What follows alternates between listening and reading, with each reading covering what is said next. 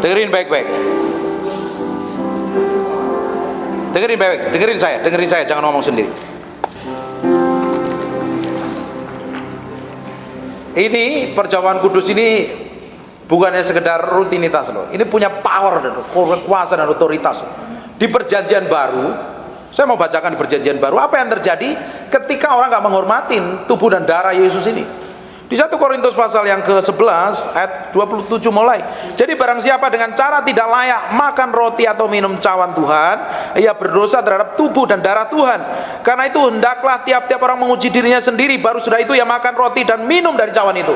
Belajar kuduskan hatimu dulu sebelum makan dan minum ini. Cek sampai kedalaman batinmu. Tadi bikin dosa apa? Bikin kesalahan apa? Minta ampun sama Tuhan. 1 Yohanes 1 ayat 9, Allah setia dan adil. Kalau kita mengaku dosa, Dia akan mengampuni dosa kita. Tutup matamu, cek dosamu, kelakuanmu yang nggak benar. Minta ampun sama Tuhan, minta dikuduskan. Karena barang siapa makan dan minum tanpa mengakui tubuh Tuhan, this real ini adalah tubuh Tuhan. Kita akui ini adalah tubuh Tuhan. Bayangkan kalau ini tubuh Tuhan, tubuhnya kita makan, Tuhan menyatu dengan kita, dan ini darahnya Tuhan, ini menyatu dengan kita. Kita ikut jadi orang powerful nggak? Kalau kau punya sakit penyakit, lewat nggak? Lenyap nggak penyakit?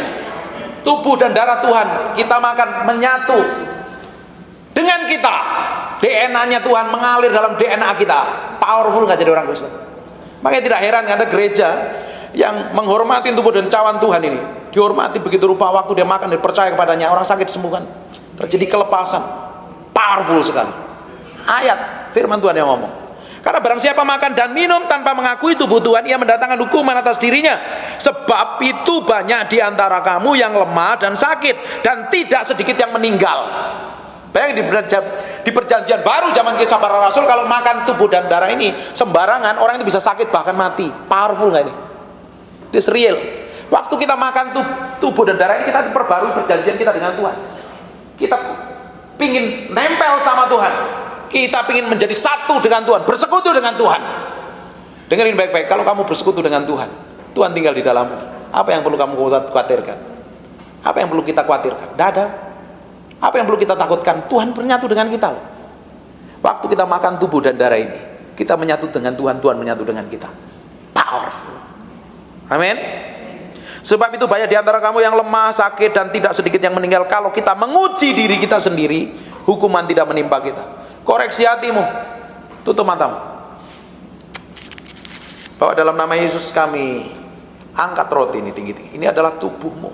Kami percaya waktu kami makan, tubuhmu menyatu dengan kami menyatu dengan Engkau. Kami percaya penyertaanmu, kuasamu, hadiratmu tinggal di dalam kami. Kemanapun kami pergi, Engkau menyertai kami. Dan tidak ada sakit, penyakit, kelemahan tubuh apapun yang bisa menyentuh kami. Bahkan setan pun gak berani menyentuh kami. Karena ada Tuhan ada dalam diri kami. Dalam nama Yesus kami menyatu dengan tubuh. Ayo makan. Dalam nama Yesus. Angkat cawan ini tinggi-tinggi. Ini adalah darah Yesus. Setan tahu. Setan tahu. Semua perjanjian dengan roh jahat itu selalu pakai darah. Even Bapak Ibu ke Gunung Kawi yang dulu belum bertobat, selalu perjanjiannya pakai darah. Perjanjian setan itu dengan darah. Darah itu punya kuasa dan otoritas.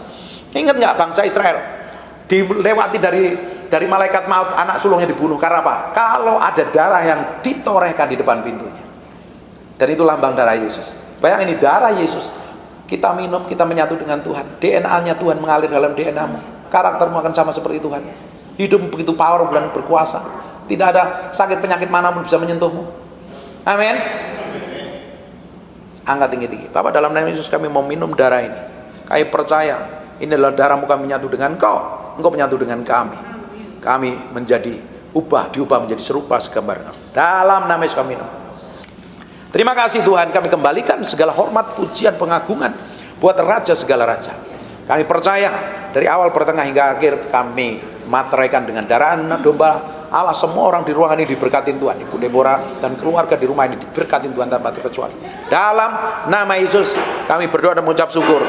Yang diberkati Tuhan katakan amin. God bless you. Sebelum kita makan tubuh dan darah Yesus, buka sebentar di 1 Korintus pasal yang ke-11 ayat yang ke-23. sebab apa yang telah aku teruskan kepadamu telah aku terima dari Tuhan, yaitu bahwa Tuhan Yesus pada malam waktu ia diserahkan, ia mengambil roti. Dan sesudah itu ia mengucap syukur atasnya, ia memecah-mecahkannya dan berkata, inilah tubuhku yang diserahkan bagi kamu, perbuatlah ini menjadi peringatan akan aku. Ternyata perjamuan kudus ini sebagai peringatan akan Tuhan. Demikian juga ia mengambil cawan sudah makan, lalu berkata, cawan ini adalah perjanjian baru yang dimateraikan oleh darahku.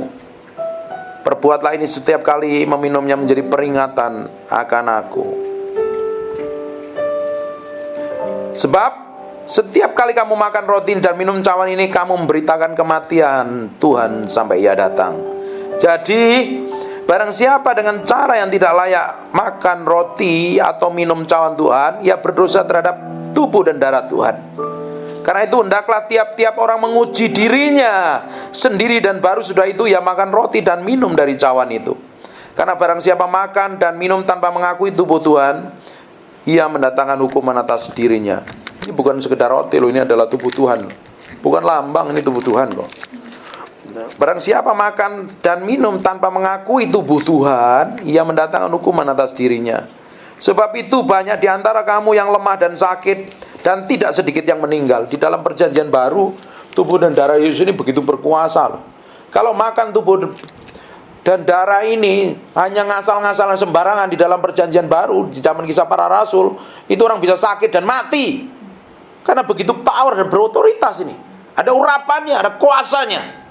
Makanya tidak heran ada satu gereja yang percaya ini adalah tubuh dan darah Yesus. Ketika dia makan, ngalami kesembuhan, ngalami mujizat.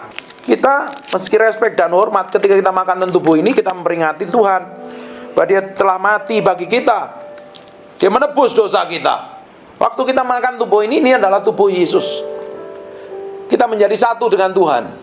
DNA-nya Tuhan ada dalam tubuh kita. Kita menyatu dengan Tuhan, Tuhan menyatu dengan kita. Kekristenanmu powerful nggak? Amin. Ya. Kalau engkau percaya waktu makan tubuh ini sebagai tubuh Kristus, waktu kita makan dia menyatu dengan kita. Kita menyatu dengan dia, menjadi satu dengan Allah. Powerful harusnya kekristenan kita. Hidup kita harusnya powerful kok.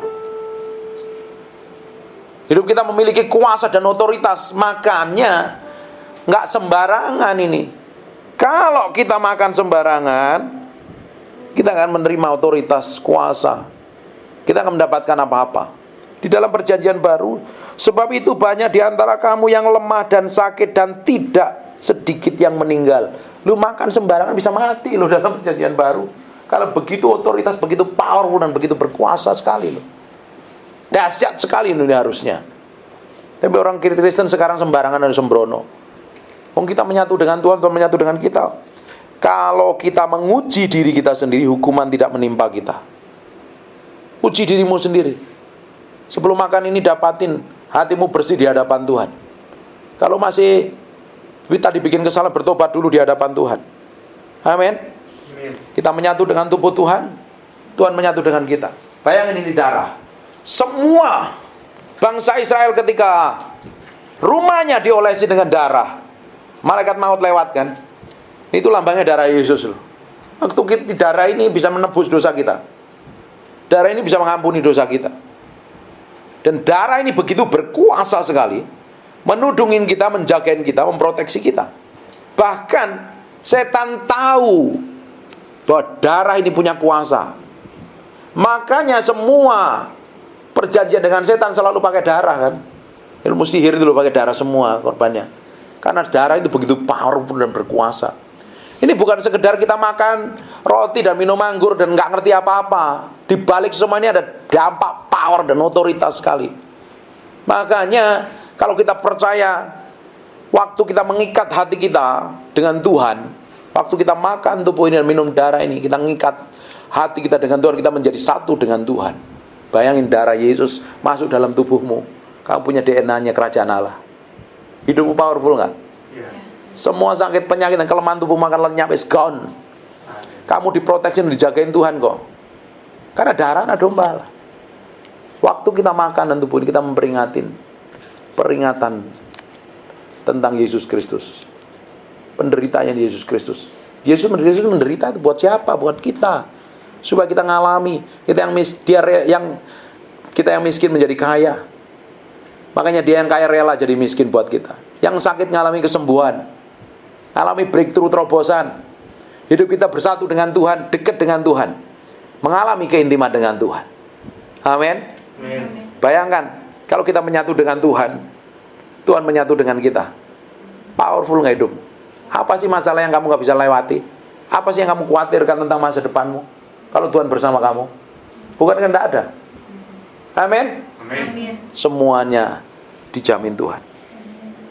Angkat roti ini sebelum makan dan minum darah ini, koreksi hatimu, selidiki sampai kedalaman batinmu. Kalau masih ada kejahatan, minta ampun sama Tuhan, bertobat sama Tuhan, selidiki. Makasih Tuhan, kami angkat roti ini tinggi-tinggi, kami hormati Engkau. Ini adalah tubuhmu Tuhan. Dalam nama Tuhan Yesus Kristus, inilah roti yang turun dari surga. Inilah tubuh Yesus Kristus yang dipecah-pecahkan di atas kayu salib, yang memberi kami hidup kekal dalam kerajaan surga, yang memulihkan kami menjadi ciptaan yang baru, segambar dan serupa dengan Allah. Dengan tubuhnya kami disembuhkan dari semua penyakit jasmani apapun. Mulai hari ini kami dijaga Tuhan sehat, berjalan dalam kesehatan ilahi. Dan dalam nama Yesus Kristus kami memakan tubuhmu, kami menyatu dengan Engkau, Engkau menyatu dengan kami. Dalam nama Yesus. Dalam nama Yesus.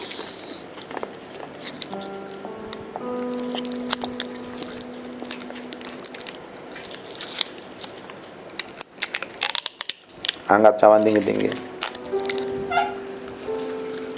Di dalam nama Tuhan Yesus, ini adalah darah Yesus Kristus yang tercurah di dalam tubuhnya di atas kayu salib sebagai perjanjian yang baru, yang kekal, yang memberikan kami pengampunan penebusan atas dosa kami, atas keluarga kami. Dan keluarga kami adalah keluarga yang kudus, suci. Kami menolak semua perzinahan, percabulan, kami menolak perceraian, poligami, poliandri. Hidup kami mulai hari ini dikuduskan, disucikan oleh kuasa darahnya. Dalam nama Tuhan Yesus, dengan darahnya dan bilur-bilurnya, semua sakit penyakit kami disembuhkan Tuhan. Dan semua penyakit rohani yang membawa kami jauh daripada Tuhan, kami tolak dalam nama Tuhan Yesus.